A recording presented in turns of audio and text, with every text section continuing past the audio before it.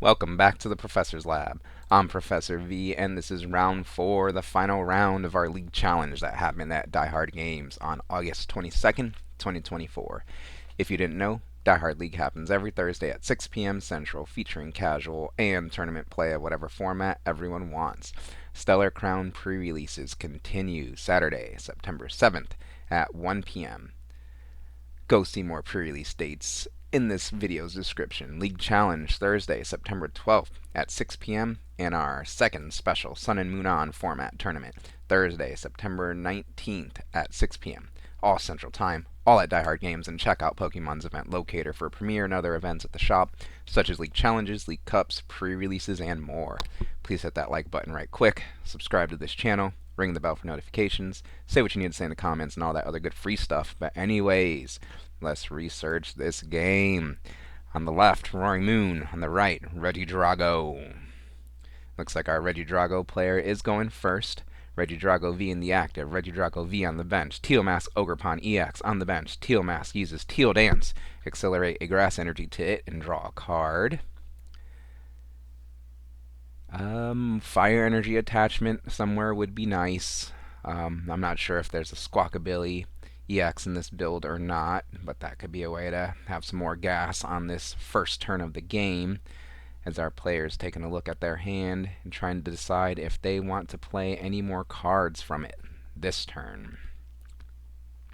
Petron EX across from it in the active spot. Not the ideal starter, but that's okay with its subjugating chains ability that we will get to, and things are passed over to our Roaring Moon player on the left. Roaring Moon EX put onto the bench here. Trekking Shoes being played to look at the top card, and they want to keep it. Next is a Nest Ball that allows the player to search their deck for a basic Pokemon to add to the bench. And they also can take a peek at what's in deck / what's prized off of this Nest Ball right here. It is a given, kind of understood thing that that's what players take a little extra time to do on their first deck search, as Squawkabilly EX joins the party on the bench here with that Nest Ball. Pokestop now put into play. Any more cards to play? Alright, Ultra Ball discards Night Stretcher and Darkness Energy to search the deck for a Pokemon. You don't mind the Darkness Energy being in the discard pile, as that's where Dark Patch and Professor Sada's Vitality accelerates it from. That Ultra Ball will be resolved finding that Radiant Greninja, adding it to the bench, mostly using this deck for its draw power and its concealed cards ability. So our players got a pretty established board here, all before the Squawkabilly Squawkin' Seas. You can only use that ability on your first turn when you do discard your hand and draw 6 cards. Any more cards to play before that? Pokemon Catcher, sure. Flip a coin. If heads, it's like a boss's orders on an item. Bring up that Teal Mask Ogerpon that has the energy and is sort of a threat, as it is a grass attacker, and Roaring Moon EX is weak to grass, so powered up Roaring Moon, powered up Teal Mask Ogerpon will take the KO on it. We'll get to that if we get to it, though, as we're seeing Squawkin' Seas being resolved now. Discard the Hand of Zero and draw 6 new cards. The only thing I would have liked to see was a high 5 right there, but, that's okay. Earthen Vessel is played next. That item has you discard a card and then search your deck for up to 2 basic energy. Of course, 2 darkness energy are found off of this Earthen Vessel here. So we do have at least an energy attachment per turn. There is 1 darkness energy in the discard pile to be accelerated. So let's see if our Roaring Moon player can put together the famous turn 1 KO with this Roaring Moon deck. Spoiler alert, that's what this deck is built to do. Go second and take a big KO on the first turn. Of course, the player that goes first cannot attack on their first turn, but the second player going second, can attack on their first turn. Radiant Greninja discards an energy, draws 2 cards with its concealed cards ability. Looking for Dark Patch or Professor Sada's here, I'm sure. Next is a Nest Ball to search the deck for a backup Roaring Moon EX to put onto the bench. The fancy one. And so far I have not seen any energy acceleration potential. Of course, I didn't see every card in hand, but what the player has been playing and showing is not that. There is an energy attachment for turn, but they could just be hiding it and saving it as a nice surprise for later. There we go. Dark Patch. Accelerate a darkness energy from the discard pile to one of your bench darkness Pokemon. Roaring Moon EX gets an energy on it. And we've got it. No, there's no more dark. There is a darkness. Okay, we've got it. Next is Professor Sada's Vitality. Nope, Pokestop. To accelerate more, to potentially get more darkness energy in the discard pile, excuse me. Pokestop, that stadium has you discard the top 3 cards of your deck, and then you can put any item cards into your hand that were discarded this way. So let's go back a little bit, go through time in the professor's lab, and get a closer look at what happened, as there is just one darkness energy in there in the discard pile currently. And Professor Sada's can accelerate a basic energy to 2 of your ancient Pokemon in play, and since there are 2 Roaring Moon in play, we want the 2 darkness energy in the discard pile. So pro play here, go for that Pokestop before the Sadas to potentially discard some darkness energy, and look, our player's rewarded. Roaring Moon EX into the discard isn't the greatest. Another Pokestop's okay, but most importantly, we got a darkness energy, a second darkness energy in the discard pile here.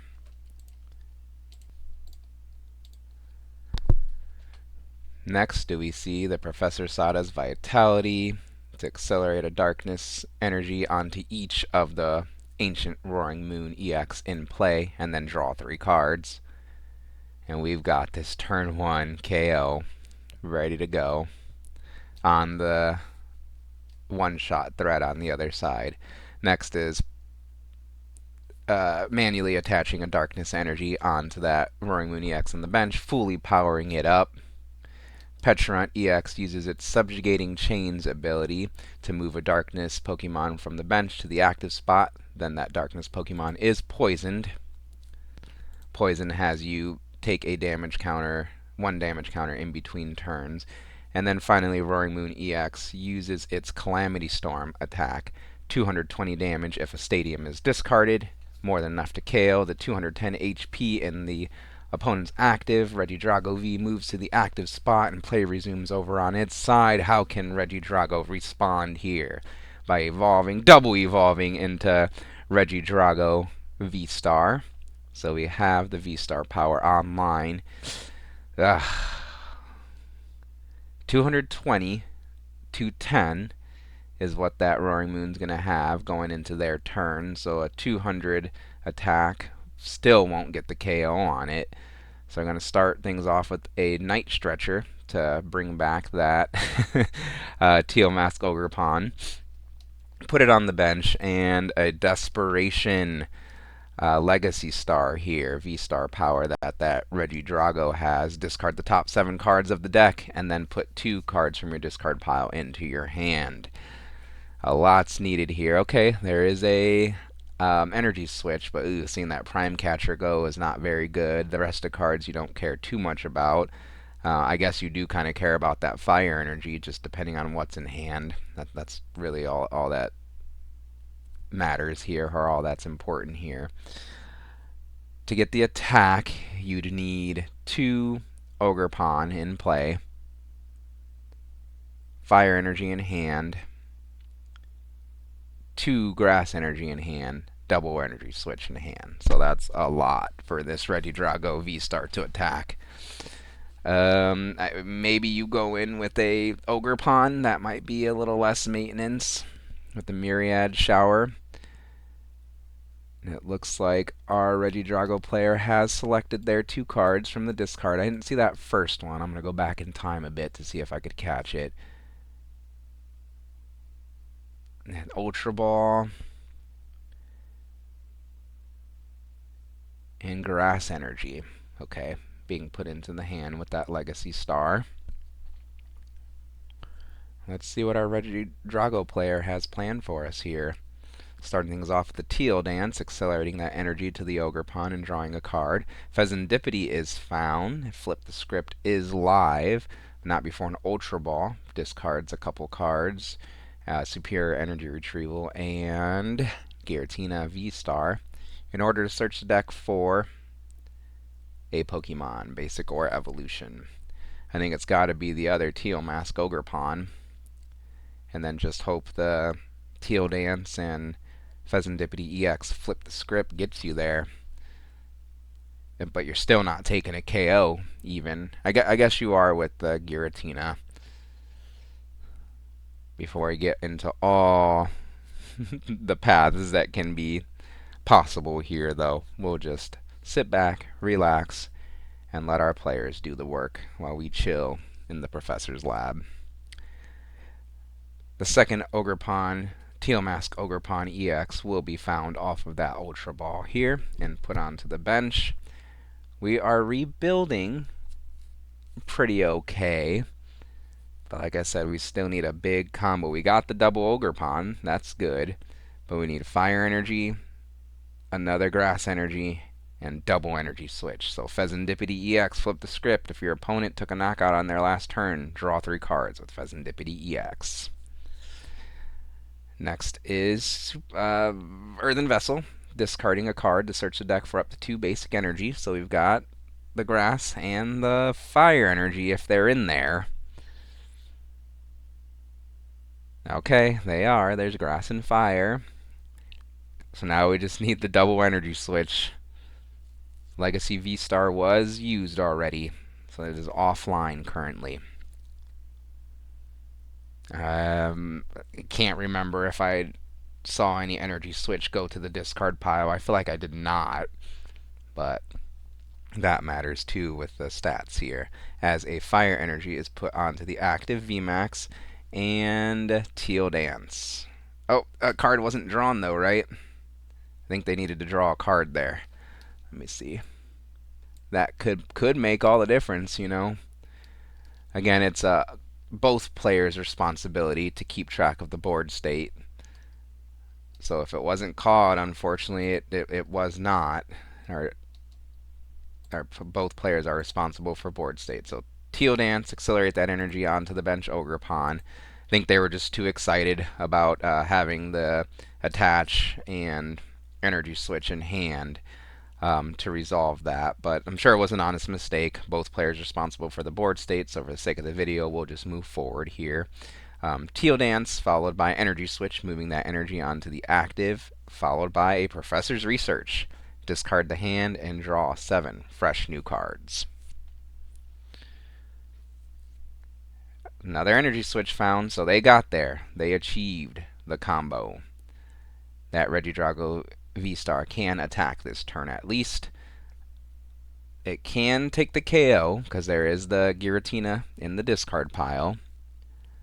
Is that the only dragon that we have currently? I think so. Our player is checking their discard pile, assessing what resources they have to better inform their next decisions here. Giratina's attack does 280, and you have to loss zone 2 energy in play. 2 energy in play. First, a Super Rod to shuffle back into the deck a couple energy from the discard pile. Next, an Ultra Ball is being played. Ooh, discarding an Iono and another Energy Switch.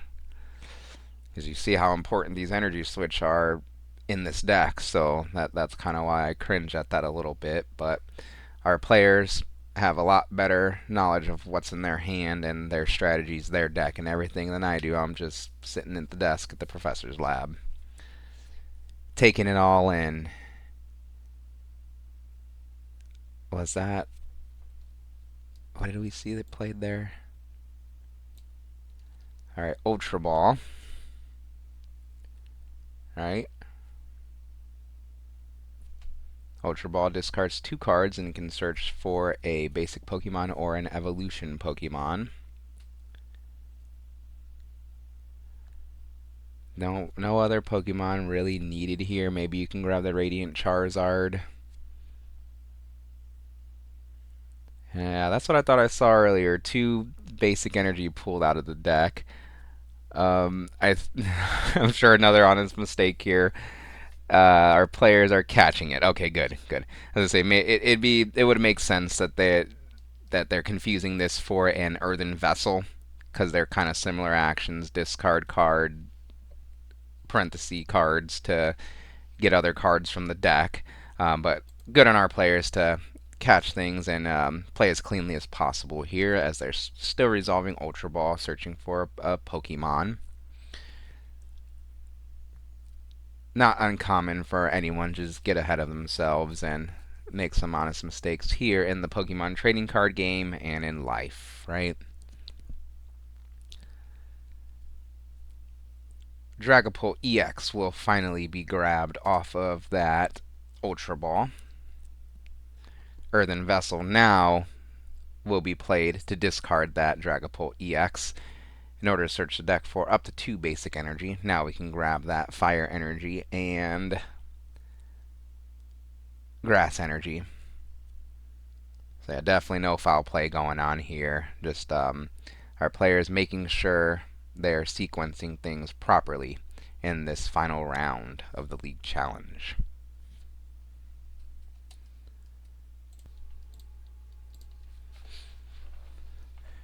So now, which attack to use?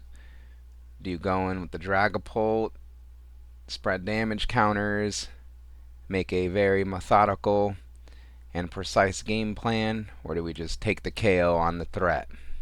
Mew EX put onto the bench here. And restart to draw up to 3 cards in hand. I think we might have saw there. No. Looks like we're going in for the attack. Yeah, maybe we did see the restart. I'm not going back in time this time. It looks like our player is deciding to attack and which attack to use. It looks like they're going for the Dragapult's Phantom Dive. 200 to the active and spread 6 damage counters to the bench. It looks like all 6 were put onto that bench Roaring Moon. We're not messing around with those dudes. As a Trekking Shoes, or excuse me, play resumes over on Roaring Moon's side. As they play a Trekking Shoes to draw a card, they can keep it or discard it and draw one more. Discard the Earthen Vessel, draw one more card. They decided they don't need any more energy in hand here. Let me back up for a second here. I'm not sure if I explained it yet in this video, but that Regidrago V-Star has the Apex Dragon attack for 2 grass and a fire. Choose an attack from a dragon Pokemon in your discard pile and use it as this attack. So that's why the Regidrago deck wants to get the dragon Pokemon in the discard pile so it can copy its attacks. It copied the Dragapult EX's Phantom Dive attack, and I already explained that. We're good to go. Let's resume play over on Roaring Moon's side. Radiant Greninja discards an energy to draw 2 more cards.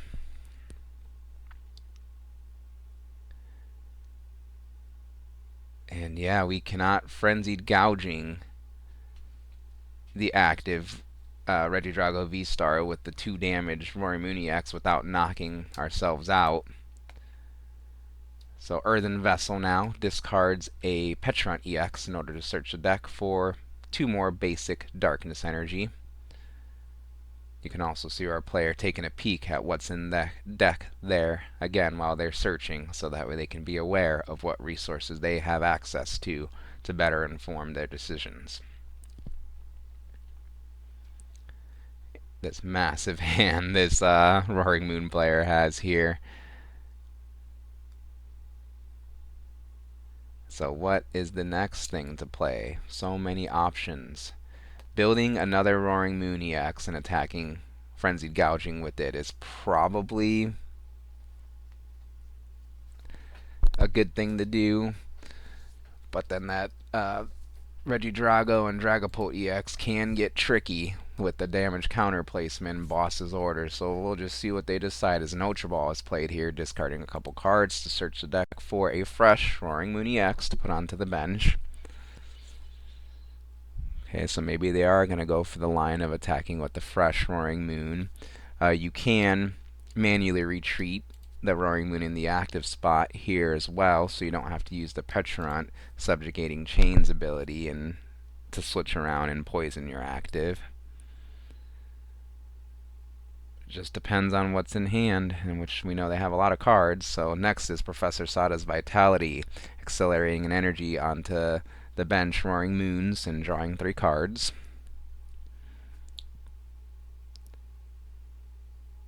So now we could see a Dark Patch and Attach in order to power up that fresh Roaring Moon. Not sure if I saw a Dark Patch in hand. But of course this deck will play 4 of them, so... Oh, we're just going to go for the self-sacrifice. Frenzied Gouging. Frenzied Gouging, of course, for 3 energy. Knock out your opponent's active Pokemon. If your opponent's active Pokemon is knocked out in this way, this Pokemon does 200 damage to itself. With all that damage on there, it knocks itself out.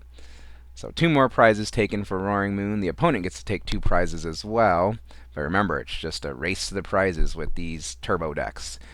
Teal Ogerpon EX moves into the active spot and play resumes over on its side. Radiant Greninja also came into the active spot on the Roaring Moon side. The single prizer, mind you.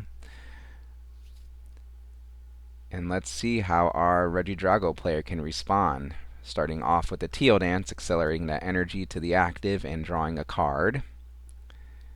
They were able to pull it off last time. Another Teal Dance on the bench here, accelerating that energy and drawing a card. Boss's Orders in hand, but are all the other combo pieces. Nest Ball being played now to search the deck for a basic Pokemon. We can get that Radiant Charizard involved now. Okay, so if we've got Fire Energy Boss's Orders, that's a KO with the Radiant Charizard. See if, yeah, we've got it. Okay. Fire Energy attached to the bench Radiant Charizard. Next is Pheasantipity EX. Flip the script. Since the opponent took a KO last turn, 3 prize cards can be drawn off, or excuse me, 3 cards from the top of the deck can be drawn off of that ability. Anything else to play to put ourselves in a better position next turn to win is what our player is considering here. Too many cards in hand to Mew EX restart. Yeah, so I think we just retreat the active and Boss's Orders KO with Radiant Charizard, a 2-prizer, probably that powered up Roaring Moon on the bench, the one with 2 energy. That is a fundamental in the Pokemon trading card game, is attacking the board, attacking the energy that's in play, forcing your opponent to get it all back on their next turn. Which, another spoiler, that's what this Roaring Moon deck excels at, but they still have to have it. So maybe comboed with, nope, they can't disrupt because they're using the Boss's Orders. I guess they could do a Prime Catcher, Iono type of play to put themselves in an even better spot. Potentially. But it all comes down to what's in players' hands and what their strategy is and what lines that they can see. Sometimes it's right in front of you and you just don't see it. So our player is going to check out their opponent's discard pile to see what resources they have used.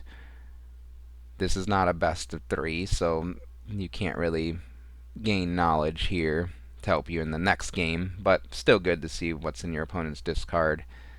Check out their cool cards, their cool Pokemon cards there. Better inform your next decision as, oh, we're going to go for the disruption path instead of the aggressive one. So instead of Boss's Orders, KO, prize race, our player decides to disrupt, take things a little more defensive / conservatively. That Iono supporter, of course, has both players shuffle their hands, put them at the bottom of their deck, and then draw cards from the top equal to their remaining prize cards. Roaring Moon gets 2 here. Regidrago gets 4. There is still a KO on board with the Radiant Charizard. And Radiant Charizard's only worth 1 prize, so you force the opponent to have a Gust as well on their next turn to win. So still overall not a bad line our Regidrago went for here, in my opinion. Our player is checking out their hand, making sure that they don't want to play any more cards this turn, as this could be their last. I guess a Prime Catcher could have been found off of the Iono as well, assuming it's not already in the discard pile or anything like that. So, retreat into Radiant Charizard. Radiant Charizard has the Excited Heart ability that makes its attack, Combustion Blast, costs a colorless less for each prize card the opponent has taken. In short, when the opponent has 2 prize cards remaining, Radiant Charizard's 250 damage attack costs 1 fire energy, more than enough to KO the Radiant Charizard, the Battle of the Radiants here. KO the Radiant Greninja, excuse me. Battle of the Radiants. 1 prize card taken here. Squawkabilly moves into the active spot and play resumes over on its side. Does our Roaring Moon player have the tools to close out this game? Let's start with that Pokemon catcher. Flip a coin. If heads, it is a boss's orders on an item card. Bring up that Regidrago VMAX. Dark Patch accelerates an energy on to the bench. Roaring Moon EX.